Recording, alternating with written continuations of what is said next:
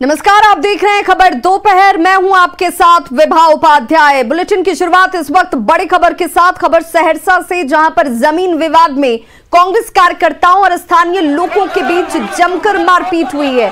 दो तस्वीरें आपके टीवी स्क्रीन पर। पहली तस्वीर जहां पर जमीन के लिए मारा मारी की जा रही है। सोशल मीडिया पर यह तस्वीर इस वक्त बेहद तेजी से वायरल होती हुई। मारपीट में दोनों पक्षों के 6 से ज्यादा लोग जख्मी हुए हैं। दोनों पक्षों की तरफ से सोनवर्षा राज थाना में केस दर्ज कराया गया है। कांग्रेस के मुताबिक 1946 में 5 कट्ठा 5 धुर जमीन रैयत की ओर से कांग्रेस सेवा सदन के नाम से रजिस्ट्री की गई थी। इसका माल गुजारी भी कटाया जा रहा है। वहीं दूसरे पक्ष का कहना है कि सालों से जमीन पर वो लोग रह रहे हैं और इसका जजमेंट भी इनके पास है।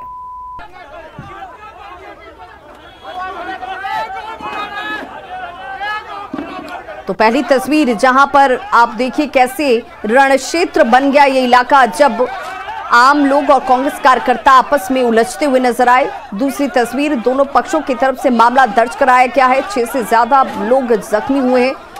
जख्मी लोगों की तस्वीरें भी आप टीवी स्क्रीन पर देख रहे हैं। और जमीन के ऊपर मालिकाना हक किसका हो, इसे लेकर विवाद चल रहा था और आज विवाद जो है वो हिंसक झड़प में तब्दील हो गया।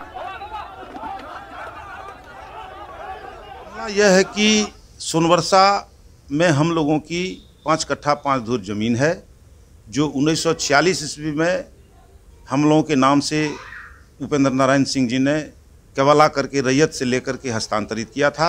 और तब से लेकर अब तक हमारा कंटिन्यूअस खतियान है। और उसका जमाबंदी रसीद जो है ज़मीन का मालगुजारी रसीद, वह 21-22 तक का कट रहा है। मामला है शनिवार को लोक अदालत लगाया था।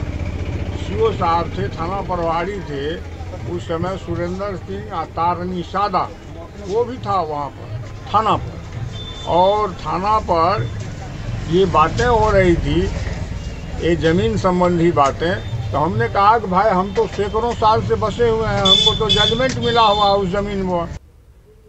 भागलपुर में न्यूज 18 की खबर का असर हुआ है। कोतवाली थाने के पास शराब की 7 बोतल रखे जाने की सूचना जब हमने एएसपी को दी तो मौके पर उन्होंने पुलिस की टीम को भेजा और पुलिस खाली शराब की बोतलें अपने साथ लेकर गई है। शराब की बोतलें पुलिस अपने साथ ले गई। 2 तस्वीरें आपके टीवी स्क्रीन पर इस वक्त। पहली तस्वीर, जब न्यूज 18 पर खबर चलाए जाने के बाद थाने की पुलिस हरकत में आती है। यहां पर वीडियोग्राफी कराई गई इन बोतलों की।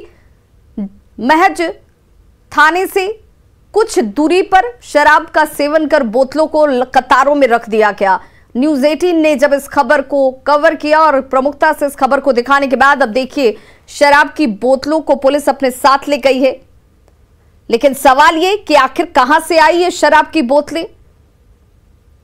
पीने वाले कैसे बेधड़क बिना डर के शराब का सेवन कर रहे हैं? आम लोगों का यह कहना है कि बड़ी आसानी से शराब मिलती है और इसी वजह से बेधड़क होकर शराब का सेवन किया जा रहा है। पुलिस की कार्रवाई लगातार हो रही है, लेकिन इस बीच शराब का मिलना भी जारी है। शराब की खाली बोतल दिखाए जाने के बाद आप देख सकते हैं कि चुनहारी टोला के पास हम हैं और यहाँ पर शराब की 7 बोतलें रखी हुई है, जिसकी सूचना फोन पर एएसपी जो है भागलपुर के, उनको देने के बाद जो है कोतवाली थाना की पुलिस यहाँ पर पहुँची हुई है। हम इनसे जानने की कोशिश करते हैं कि सर यहाँ पर शराब की बोतल मिली है, क्या लग रहा है आपको?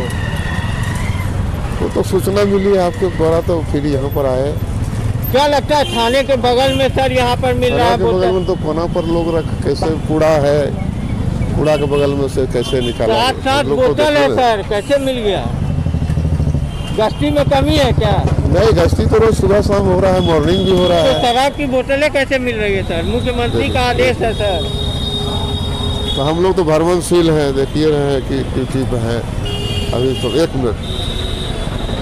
तो आप देख सकते हैं कि पुलिस के जो पदाधिकारी हैं ये आए हुए हैं यहाँ। इनका कहना है कि ये लोग भ्रमणशील रहते हैं, लेकिन शराब की बोतलें कहाँ से आ रही है, कौन लोग इसका सेवन कर रहे हैं, ये खोज पाने में पुलिस विफल है। अब देखने वाली बात है कि क्या कार्रवाई होती है। मुख्यमंत्री का साफ निर्देश है कि जिस थाना क्षेत्र में शराब मिलेंगे वहाँ के पदाधिकारियों पर कार्रवाई होगी। कल भी बबरगंज थाने में शराब की बरामदगी हुई है, आज यहाँ खाली शराब की बोतलें मिल रही है। अब देखना है कि भागलपुर के वरीय पुलिस अधिकारी क्या कार्रवाई करते हैं। आशीष रंजन, न्यूज 18 भागलपुर। जेडीयू के कार्यकर्ता अब शराबबंदी अभियान को सफल बनाने का भी काम करेंगे। शराब और शराबी को पकड़वाने के साथ ये कार्यकर्ता जागरूकता अभियान चलाएंगे, लोगों को शराब से होने वाले नुकसान की जानकारी देंगे। प्रदेश अध्यक्ष उमेश कुशवाहा ने कहा कि इसके लिए चयन प्रक्रिया की शुरुआत कर दी गई है और खरमास के बाद प्रकोष्ठ का भी गठन होगा। ये बिल्कुल शराब का जो है, शराब तो बिल्कुल खराब चीज है और इसका जो सकारात्मक परिणाम देखिए, बंदी होने से कितना समाज पर कितना अच्छा प्रभाव पड़ा है। जो कमजोर वर्ग के लोग थे, जो उनकी माली हालत जो है, जो कमाते थे और उनका आधा से ज़्यादा राशि जो है खर्च हो जाती थी उसमें, अब बिल्कुल पैसा बच रहा है। अब उनका बच्चे के पढ़ाई में, बच्चे के कपड़ा में, चाहे जो अपने सुख सुविधा में खर्च कर रहे हैं। तो हर स्थिति में देखिए, जिस तरह से गिनिएगा, जिस तरफ देखिएगा, तो इसका एकदम सकारात्मक परिणाम आया, बहुत अच्छा रिजल्ट है इसका। आरजेडी सांसद मनोज झा ने कहा है कि शराबबंदी को सफल बनाने के लिए सख्ती के बजाय जन आंदोलन और सप्लाई चेन को तोड़ने की जरूरत है। ये पहले तो जैसे आप गांधी को देखें तो बापू इस तरह के किसी भी कानून से पहले एक व्यापक जन आंदोलन की बात करते थे। वो जन आंदोलन कभी नहीं हुआ। ये यात्रा पे निकल जाते हैं। यात्रा और आंदोलन में फर्क, नंबर 1। नंबर 2, जब तक आप सप्लाई चेन सिंडिकेट को चिन्हित करके खत्म नहीं करिएगा, तब तक आपकी कार्रवाई आधी अधूरी रहेगी। अगर ये दोनों चीजें आप कर पाते हैं तो बेहतर होगा बिहार के लिए। तो इधर मनोज झा के बयान पर जेडीयू के वरिष्ठ नेता वशिष्ठ नारायण सिंह ने पलटवार किया है। उन्होंने कहा कि आरजेडी का एक ही काम है, आलोचना करना और सतही तौर पर प्रतिक्रिया देना। हालात कैसा था, कुछ दिखाई पड़ता था का बिहार में? बिहार को तो लोग कहते थे कि बिहारीपन कहलाना भी लोगों के लिए बड़ा मुश्किल था। तो उस राज्य को जो लोग आज ये बात कर रहे हैं, उनको यदि 15 बरस का मौका मिला तो बिहार की तस्वीर क्या थी और आज बिहार की तस्वीर क्या है, दोनों के ऊपर तुलनात्मक बात करने से तो उनका कथन और करने में क्या फर्क है, समझ में आ जाता है। कोरोना की तीसरी लहर की तैयारी को लेकर बिहार पहुंची केंद्रीय टीम ने तैयारियों पर संतुष्टि जाहिर की है। स्वास्थ्य विभाग के अपर मुख्य सचिव से बात की संवाददाता रजनीश कुमार ने। बिहार दौरे पर है, कल स्वास्थ्य विभाग के अधिकारियों के साथ टीम ने बैठक की है। उसके बाद आज विभिन्न अस्पतालों का दौरा करने के लिए निकली है। सीधे हम बात करते हैं स्वास्थ्य विभाग के अपर मुख्य सचिव हैं प्रत्यय अमृत। सर, किस तरह से फीडबैक मिल रहा है? कल काफी लंबी बैठक हुई हम लोगों की और सभी सिविल सर्जन्स के साथ भी वीडियो कॉन्फ्रेंस के माध्यम से केंद्रीय टीम ने समीक्षा की है और ओवरऑल काफी संतुष्ट दिखे हैं। और उन्होंने जो वैक्सीनेशन का कार्य बिहार ने किया है उसकी उन लोगों ने सराहना भी की है। और वो कल भी कुछ हेल्थ फैसिलिटीज को देखने गए थे और मुख्यतः वो संभावित तीसरे लहर जो अब लगभग स्पष्ट है देश में कि हर राज्य में केसेस आ रहे हैं और बिहार में भी केसेस अब बढ़ रहे हैं, तो उसकी तैयारी को देखने के लिए टीम आई हुई है। और बहुत अच्छी बैठक, बहुत सकारात्मक बैठक, और उन्होंने काफ़ी अप्रिशिएट किया है जिस ढंग से हम लोगों ने अपनी तैयारी की है। संसाधनों को लेकर क्या फीडबैक रहा? क्या बढ़ाना चाहिए संसाधन या फिर कुछ व्यवस्था जो उनका? नहीं, जैसा कि हम लोगों ने पहले से भी कहा है, माननीय मुख्यमंत्री जी के स्तर पर प्रत्येक दिन बैठक होती है और जो इस बार हम लोगों ने, चाहे वो बेड्स की बात हो, ऑक्सीजन की बात हो, हमारे पीएसए प्लांट्स हों, ऑक्सीजन कॉन्सेंट्रेटर हों, B type cylinder, D type cylinder, जिन चीज़ों को हम लोगों ने बहुत नज़दीकी से कोरोना के सेकंड वेव में हम लोगों ने महसूस किया था आवश्यकता को, इस बार हम लोगों ने उस हिसाब से अपनी तैयारी की है और जो भी इसके लिए मानव संसाधन वगैरह की भी आवश्यकता है उसकी भी समीक्षा करके और हम लोग तैयारी कर रहे हैं। वैक्सीनेशन को लेकर क्या तैयारी है सर 15 से 18 के लिए? ये पूरे देश में 3 तारीख को रोल आउट किया जाएगा और इसमें सिर्फ कोवैक्सीन, जैसा कि अभी बैठक जो चल रही है भारत सरकार के साथ, उसमें बताया गया है कि सिर्फ कोवैक्सीन दिया जाएगा और 28 दिन के बाद वैसे बच्चों को जो एलिजिबल हैं 15 से 18 के बीच में, उनको सेकेंड डोज दिया जाएगा।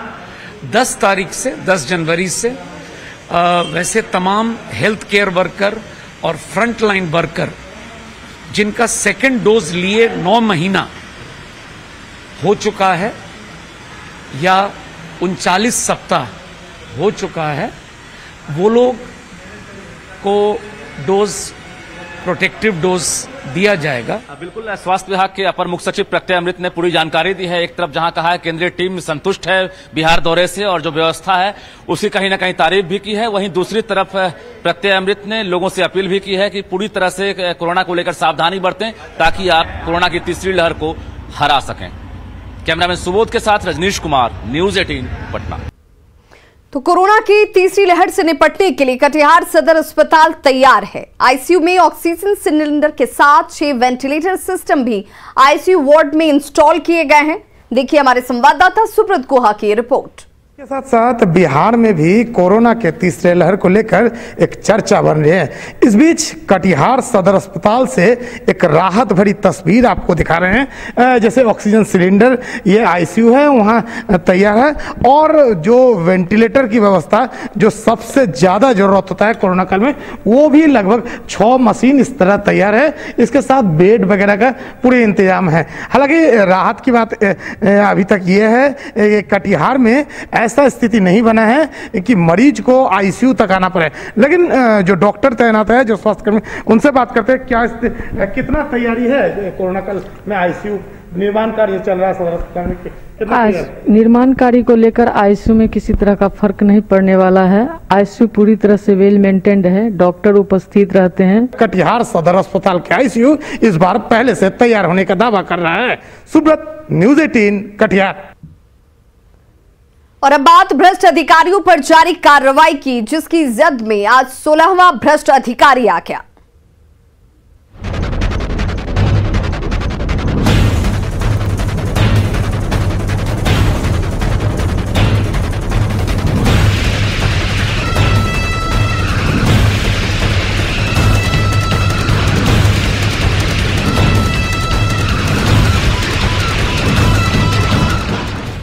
तो निगरानी विभाग ने कार्यपालक अभियंता राजेश कुमार को 8 लाख रुपए घूस लेते हुए रंगे हाथों गिरफ्तार किया है।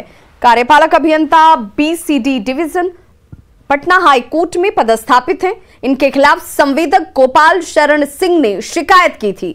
उन्होंने पटना हाई कोर्ट में रंग रोगन और बिजली से जुड़े हुए 80 लाख का काम कराया था। बिल के भुगतान के लिए उनसे 8 लाख रुपए घूस की मांग की जा रही थी। गोपाल शरण सिंह की शिकायत के बाद निगरानी की टीम ने छापेमारी की और रंगे हाथों गिरफ्तार किया कार्यपालक अभियंता को। संवाददाता अमित कुमार की रिपोर्ट देखिए।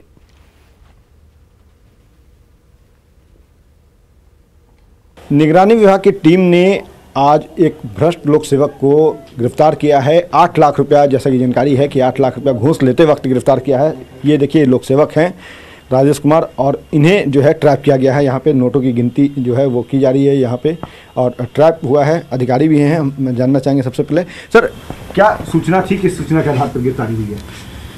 ये राजेश कुमार कार्यपालक अभियंता हैं बीसीडी हाई कोर्ट डिवीजन के।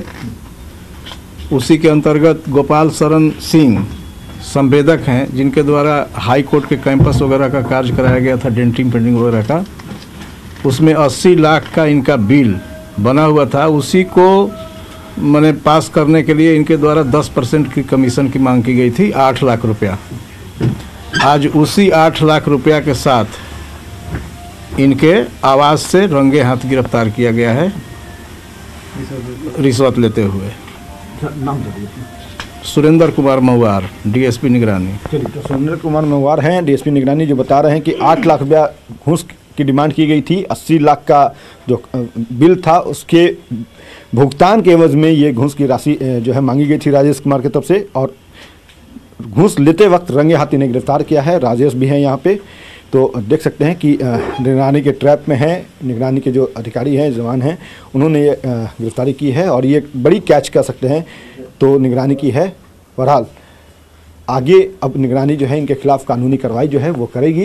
इसके साथ ही इनका सर्च भी चल रहा है और बताते चले कि इनके आवास पे गिरफ्तारी के बाद सर्च भी शुरू हो चुका है। वहाँ की भी हम तस्वीर दिखाएंगे। फिलहाल जो है निगरानी के लिए ये एक बड़ी कामयाबी है। कैमरा पर्सन मनीष जुनेजा के साथ अमित कुमार, न्यूज़ 18 पटना। तो घूस लेते रंगे हाथ गिरफ्तार किए गए कार्यपालक अभियंता राजेश कुमार के घर पर सर्च ऑपरेशन शुरू हो चुका है। अब तक लाखों की संपत्ति का खुलासा हुआ है। निगरानी की टीम की कार्रवाई जारी है। संवाददाता अमित कुमार ने सर्च ऑपरेशन का भी जायजा लिया।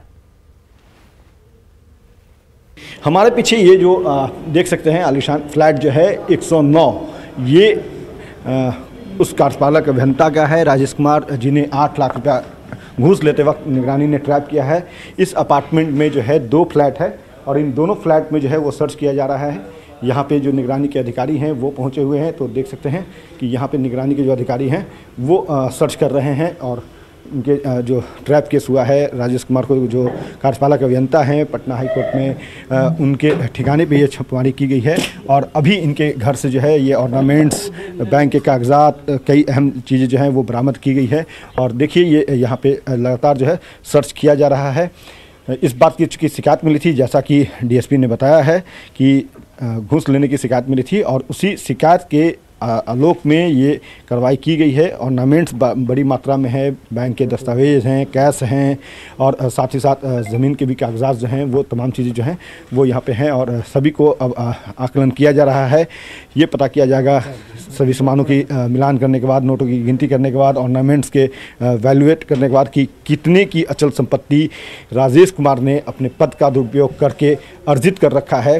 तो ये निगरानी की बड़ी कार्रवाई आज पटना में हुई है। पटना का जो है ये कंकड़बाग का इलाका है जहाँ पे ये कार्रवाई की गई है और कहा जा रहा है कि अभी ये कार्रवाई जो है वो आगे भी जारी रहेगी। ऐसे तमाम जो भ्रष्ट लोक सेवक हैं जो अपने पद का दुरुपयोग करके अचल संपत्ति अर्जित करने में विश्वास रखते हैं, उनके खिलाफ लगातार जो है वो कार्रवाई की जा रही है। देखिए ये कई बैंक पासबुक जो है वो इनके घर से जो है बरामद किए गए हैं और अब सभी का जो है इन पासबुक में, इन खातों में कितनी राशि जमा की गई है, तमाम डिटेल्स जो है वो ये निगरानी के अधिकारी जो यहाँ पे छापेमारी करने आए हुए हैं ये मिलान करेंगे और उसके बाद फर्दर जो विस्तृत जानकारी है वो मीडिया से साझा की जाएगी। कैमरा पर्सन मनीष जुनेजा के साथ अमित कुमार, न्यूज़ 18 पटना। केरल के कोच्चि शहर को बेटर कोच्चि रिस्पांस ग्रुप के थिंक टैंक का बड़ा समर्थन हासिल है। ये समर्थन प्रमुख तौर पर इनोवेशंस, टेक्नोलॉजी और स्ट्रेटजी जैसे मामलों को लेकर दिया जाता है। ये जाने माने पेशेवरों का एक ग्रुप है जो शहरी जल और स्वच्छता संबंधी चिंताओं को एक बेहतर समाधान देने की दृष्टि से काम कर रहा है। मिशन पानी की एक रिपोर्ट।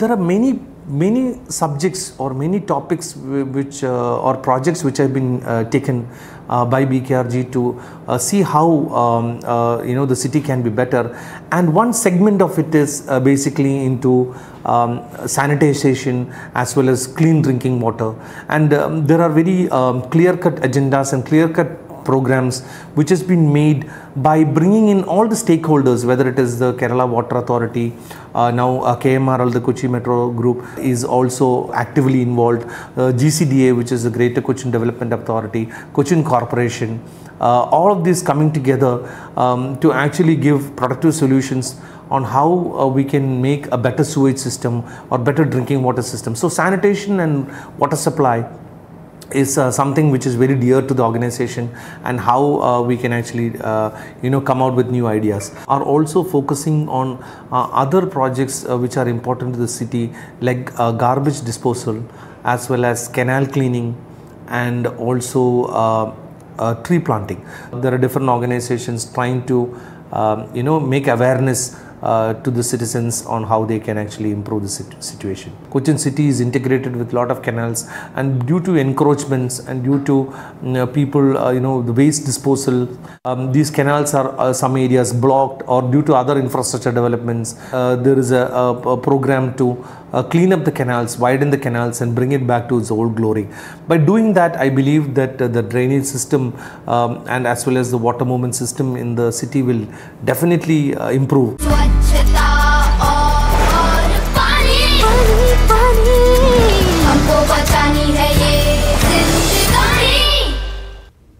तो खबरों का सिलसिला लगातार जारी है। आप देखते रहिए न्यूज़ 18 बिहार झारखंड।